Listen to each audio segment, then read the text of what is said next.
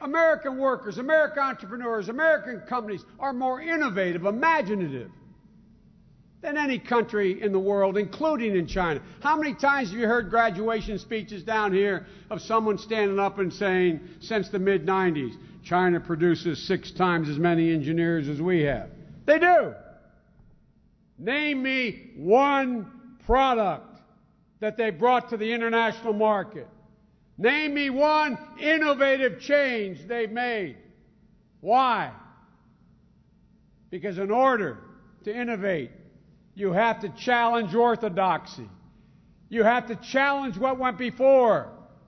And you can't do that in a country that doesn't allow you to breathe free and speak openly. That's what makes us who we are. I had to go over to China after our Republican friends caused our national rating to be downgraded. And I went over to China and they talked about how, well, we understand you might come back. And I stood in the great hall of the people with the president of China and said, we appreciate your concern, but there's no need for you to come and buy American T-bills anymore. It's not a problem.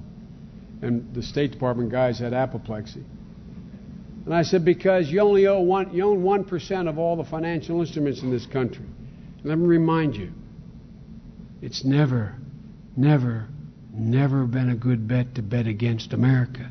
Never. I always have to be the bearer of bad news because I'm always asked at the end to negotiate these fiscal cliff deals.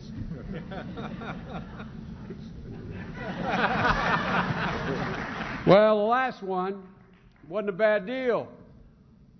We insisted that people at the top bracket, when the Bush tax cut expired, go back to what they were paying before. One of the things that bothers me most about the new Republican Party is how down on America they are, how down on our prospects they are, how they talk about how we're getting clobbered, how they talk about things that have no relationship to reality, all in the name of making sure that the very few at the top do very well, because they're not bad guys. They actually believe it. They actually believe if you free up completely the top 1%, somehow all this will trickle down. It never has. It never will.